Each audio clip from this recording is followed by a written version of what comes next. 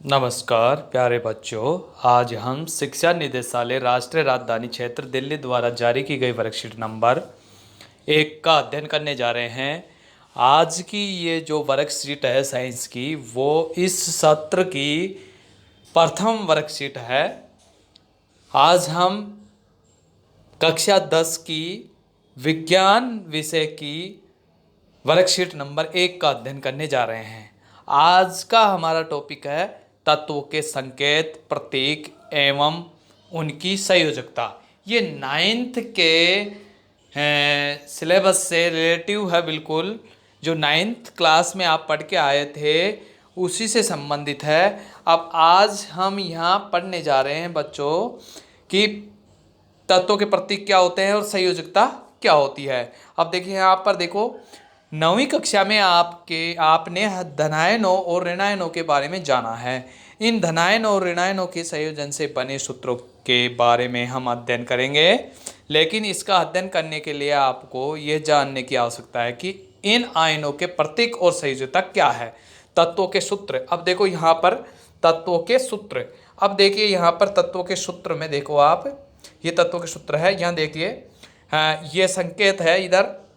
अब संकेत देखो, फिर यहाँ पर संयोजकता है। ओके, अब देखो हाइड्रोजन, हाइड्रोजन का प्रतीक चिन्ह क्या होता है? हाइड्रोजन H होता है। ओके, और इसकी संयोजकता +1 है, क्योंकि हाइड्रोजन का परमाणु क्रमांक होता है 1। तो हाइड्रोजन के बाह्यतम कक्ष में 1 इलेक्ट्रॉन रहता है। इसको या तो 1 इलेक्ट्रॉन ये त्यागे या 1 इलेक्ट्रॉन ग्रहण करे जब इसको यानी कि इसका अष्टक पूर्ण हो। जैसे हाइड्रोजन का 1 है, हीलियम का 2 है, तो हीलियम है यहाँ पर। तो हीलियम में क्या है?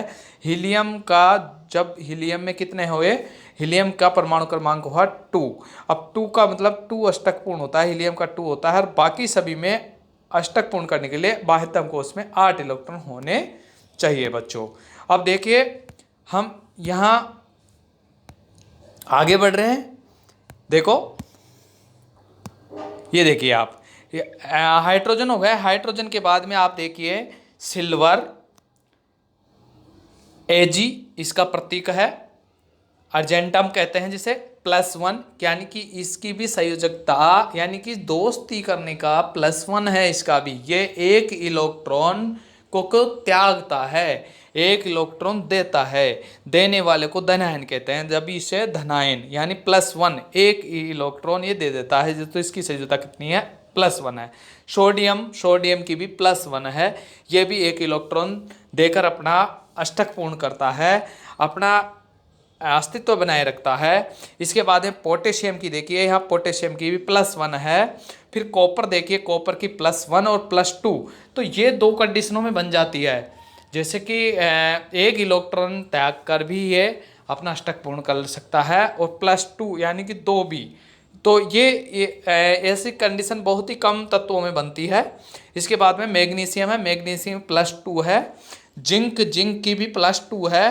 कैल्शियम का प्रतीक चिन्ह है Ca, और इसकी भी +2 है। फिर आयरन है, आयरन की +2 और +3 है। एल्यूमिनियम की भी +3 है। ऑक्सीजन की -2 है। अब देखो यहाँ पर ऑक्सीजन की -2 है। आपको पता है ऑक्सीजन का परमाणु क्रमांक होता है 8।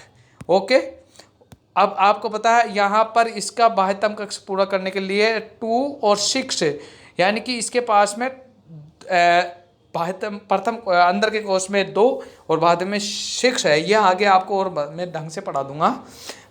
देखिए अब यहाँ पर बचा क्या? इसको अष्टक पूर्ण करने के लिए 2 इलेक्ट्रॉन की जरूरत है। 2 इलेक्ट्रॉन ये ऋण लेने की जरूरत होती है। तो वो अष्टक पूर्ण करने के लिए इसको 2 इलेक्ट्रॉन की जरूरत है। तो ये ऋण लेगा तो माइनस में है। तो ये यानी कि किसी से इलेक्ट्रॉन ग्रहण करेगा तो उसको माइनस में दर्शाया जाता है। इस वजह से यहाँ पर ऑक्सीजन के -2 है। ओके, देखिए बच्चों हम आगे बढ़ते हैं। सल्फर का यहाँ पर -2 है, क्योंकि इसको भी 2 इलेक्ट्रॉन लेने की जरूरत पड़ती है। प्लस है वहाँ पर तो देते हैं, और माइनस है वहाँ लेते हैं। ऋणायन यानी कि जो -2 ऋणायन उसे लेने की जरूरत पड़ती है संयोजकता के लिए। ओके, अब देखिए यहाँ पर नाइट्रोजन के 3 और 5 ये प्लस में है। फिर फास्फोरस के भी 3 या 5, ओके। फिर अमोनियम के है NH4 के +1 है, यानी कि इनको 1 इलेक्ट्रॉन की जरूरत पड़ती है। इस प्रकार तो ये संकेत, प्रतीक और संयोजकता हुई बच्चों। अब देखिए हम आगे बढ़ते हैं, नीचे आइए आप। ऋण आयन, अब ऋण आयन ये तो धनायन हुए। अब यहाँ पर देखिए ये माइनस ऑक्सीजन का -2 तो ये 2 है, तो इसको इलेक्ट्रॉन की जरूरत होती है। अब ये टोटल ऋण आयन है, तो यहाँ पर तो ये इसमें ऑक्सीजन और सल्फर दे रखा है, यहाँ पर ऑक्सीजन और सल्फर 2 ही है, बाकी सब धनायन है, इस वजह से धनायन है। अब तो यहाँ पर देखिए, अब आगे बढ़िए आप, देखो ये टोटल ऋण आयन है। हाइड्रोक्सिल यानी OH, यहाँ पर +-1 इलेक्ट्रॉन ग्रहण करने की आवश्यकता पड़ेगी जब इसका अष्टक पूर्ण होगा। क्लोरीन को भी -1, ओके। फिर इसके बाद में देखिए ब्रोमाइड को भी -1 और आयोडाइड को भी -1, नाइट्रेट को भी -1, नाइट्राइट को भी -1। देखो यहाँ पर ये नाइट्रेट और नाइट्राइट ध्यान रखना, NO3 और NO2। फिर यहाँ पर acetate CH3COO -1, bicarbonate hydrogen bicarbonate -1, carbonate CO3 -2, oxide -2, sulphide -2, nitride, देखो यहाँ पर ऑक्साइड में भी -2 है, सल्फाइड में भी -2 है, नाइट्राइड में -3 है, और फास्फेट में यहाँ पर PO4 -3 है। इस प्रकार से ये ऋण आयन हुए। अब देखिए बच्चों, आप इधर आइए, कुछ तत्वों के यहाँ पर देखो, कुछ तत्व और आयन ऐसे हैं जिनके प्रतीक एक ही है लेकिन नाम अलग अलग है। उदाहरण के लिए ऑक्सीजन, ऑक्साइड। अब आपको पता है ऑक्सीजन है तो उसका ऑक्सीजन में तो +2 है, कौन सा है, यहाँ पर देखिए ऑक्सीजन का क्या है, +2 है, ठीक है। और ऑक्साइड में क्या है, इसमें माइनस, देखिए यहाँ पर ऑक्साइड है, ऑक्साइड में -2 है, वहाँ पर +2 दिया। यदि माइनस में आता है तो ऑक्साइड है, यदि प्लस में आता है तो ऑक्सीजन है। तो आपको ये पता चल गया, वो धनायन है, ये ऋणायन है, ठीक है। अब देखिए, मैं 1 मिनट में इनको डिलीट मारता हूँ। आप देखिए,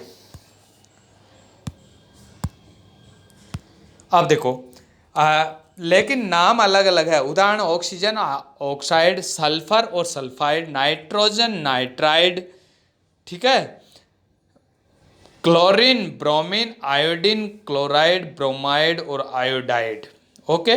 सूत्रों का निर्माण, धनायन और ऋणायन संयोजकता के आदान प्रदान के सूत्र का निर्माण होता है। अब देखो कैसे होता है, मैग्नीशियम क्लोराइड।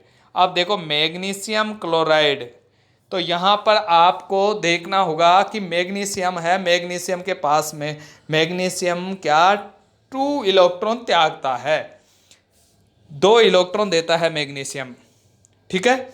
और क्लोरीन को 1 इलेक्ट्रॉन की जरूरत पड़ती है। आपको पता है क्लोरीन को 1 इलेक्ट्रॉन ग्रहण करने की जरूरत पड़ती है, ठीक है। तो ये क्या करता है, मैग्नीशियम के साथ में 2 क्लोरीन जुड़ेंगे। जब 2, इसको क्लोरीन को 1 ही इलेक्ट्रॉन की जरूरत है, तो 1 से तो काम नहीं चलेगा, ये तो 2 इलेक्ट्रॉन देना चाहता है। तो 2 इलेक्ट्रॉन के लिए क्या करेगा, ये मैग्नीशियम है इनसे साझा करेगा और क्लोरीन के 2 सदस्य बुलाएगा वो, और इस प्रकार MgCl2 यानी कि इससे संयोजकता करेगा। तो संयोजकता सदैव तत्व या मूलक के नीचे दाईं ओर लिखी जाती है। आप देखो यहाँ पर संयोजकता तत्व के जैसे Mg के, अब इसके दाईं ओर लिखी जाती है, कहाँ, नीचे दाईं ओर लिखी जाती है, यहाँ लिखी जाती है।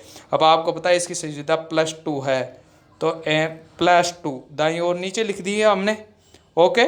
तो इसकी संयोजकता नीचे लिखी जाती है, जो भी तत्व है उसकी संयोजकता दाईं ओर नीचे लिखी जाती है। अब देखो जैसे Cl की है -1 है, तो MgCl2 बनता है। संयोजकता सदैव तत्व या मूलक के नीचे दाईं ओर लिखी जाती है। मूलकों में यदि किसी संख्या का लिखा जाना आवश्यक है तो उसे कोष्टक में डाल दिया और फिर संख्या, देखो यहाँ पर क्या होता है, यदि किसी संख्या को लिखा जाना आवश्यक है तो उसे कोष्टक में डाल दिया जाता है और फिर संख्या लिखी जाती है, जैसे कि यहाँ पर Cl2 लिखा है। अब देखिए बच्चों, आपके यहाँ पर आ गए क्वेश्चन, देखिए आप। अब मैं यहाँ पर लगातार इन क्वेश्चनों के बारे में आपको बताता जाऊँगा। देखिए सोडियम का सूत्र क्या है, Na, लिखते जाइए। सोडियम का सूत्र क्या है, Na, ठीक है। और सोडियम की संयोजकता कितनी होती है, सोडियम की संयोजकता है +1, कितनी है, प्लस, मैं यहाँ पर लिख देता हूँ कितनी होती है, +1 सोडियम की संयोजकता होती है +1। ये यहाँ पर लिखने में परेशानी आ रही है मुझे। देखिए सोडियम की संयोजकता में 1 मिनट आपको देखता हूँ क्यों ऐसा हो रहा है। देखिए ड्रॉ पेन में जाता हूँ मैं। देखो सोडियम की संयोजकता कितनी होती है, +1। अब मैं यहाँ पर देखता हूँ +1। देखो सोडियम की संयोजकता है +1, इसमें भी प्रॉब्लम हो रही है। ठीक है, इसको अगली क्लास में और सही कर देंगे। यहाँ पर सोडियम के लिए मैं इसमें देख रहा हूँ कि +1 होती है, सोडियम की +1 में बोल रहा हूँ, आप सुनिए। सोडियम की संयोजकता कितनी होती है, +1 होती है। ओके, इसके बाद में हम आगे बढ़ते हैं। देखिए सिल्वर को आपको पता है, सिल्वर का क्या है यहाँ पर, Ag है, Ag सिल्वर, तो ये +1 है। सिल्वर की भी क्या है, +1 है, जो यहाँ दे रखी है +1 हो गई। ओके, तो सिल्वर की +1 हो गई। इसके बाद में देखिए आप ऑक्साइड देखो, ऑक्सीजन की -2 हो जाती है तो ऑक्साइड हो जाती है, +2 होती है तो ऑक्सीजन होती है। ओके, इसके बाद में देखिए सल्फाइड S प्रतीक है इसका, और यदि ये माइनस में है तो सल्फाइड है, और यदि प्लस में है तो सल्फर है। ओके, इसके बाद में कैल्शियम के प्रतीक आपको पता है, कैल्शियम का प्रतीक है +2, सी है, और इसका संयोजकता कितनी होती है, +2, जो यहाँ पर दे रखी है। ओके, इसके बाद में देखिए अब आपका दूसरा क्वेश्चन है, अब निम्नलिखित यौगिकों का सूत्र लिखिए। अब यहाँ पर कैल्शियम कार्बोनेट का सूत्र लिखना है, मैं लिख रहा हूँ। और देखिए कैल्शियम कार्बोनेट, तो कैल्शियम कार्बोनेट का सूत्र हो जाता है Ca। यहाँ पर एक प्रॉब्लम हो रही है, देखिए मैं आपको इसको करता हूँ कैसे भी करके। देखिए यहाँ पर देखिए आप Ca, मैं यहाँ पर लिख रहा हूँ, देखो यहाँ पर देखो, मैं यहाँ पर इसमें लिखते जा रहा हूँ आपको कैल्शियम कार्बोनेट की। देखो आप यहाँ पर कुछ लिखा नहीं आ रहा है यहाँ पर, देखिए कैंसिल करता हूँ मैं यहाँ पर।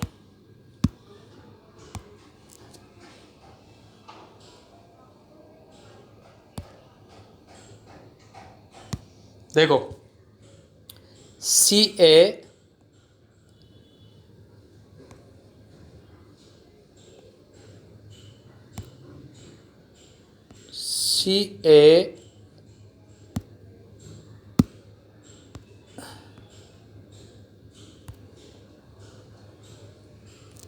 देखिए इसे लिखा नहीं आएगा, ये अगली क्लास में इसका सॉल्यूशन करेंगे। मैं अभी बोलता रहा हूँ, आप लिख लेना। देखो मैं बोलता जा रहा हूँ, कैल्शियम कार्बोनेट का सूत्र है CaCO3, क्या है, CaCO3। फिर इसके बाद में जिंक सल्फेट का है ZnSO4, जिंक सल्फेट का है ZnSO4। फिर एल्यूमिनियम सल्फेट का है Al2 कोष्टक SO4 कोष्टक बंद 3, ये एल्यूमिनियम सल्फेट का है। फिर सिल्वर क्लोराइड का है AgCl। ओके, इसके बाद में है सोडियम कार्बोनेट का है Na2CO3। Okay, potassium hydrogen carbonate का है KHCO3। ओ क्या, पोटेशियम हाइड्रोजन कार्बोनेट का क्या है, KHCO3। आयरन सल्फेट का है ferrous sulphate FeSO4। Iron sulphate का क्या है FeSO4, कॉपर सल्फेट का है CuSO4। ओके, इस प्रकार से बच्चों ये आपकी वर्कशीट कंप्लीट होती है। मैं आशा करता हूँ कि आपको मेरे द्वारा किया गया प्रयास से कुछ समझ में आया होगा, आपकी डाउट क्लियर हुई होगी। यदि फिर भी किसी की कोई डाउट रहती है तो आप मेरे को पर्सनल नंबर पे मेरे को फ़ोन करके अपनी डाउट क्लियर करें। धन्यवाद प्यारे बच्चों। अब अगली वर्कशीट जब आपकी साइंस की आएगी, जब मिलते हैं और इसमें कुछ सुधार करेंगे, क्योंकि इसमें आज आपको मैं लिख नहीं पा रहा था। ठीक है बच्चों, धन्यवाद। और सभी बच्चे अपने नोटबुक में बिल्कुल सही तरीके से इसे नोट डाउन करेंगे। ओके, धन्यवाद।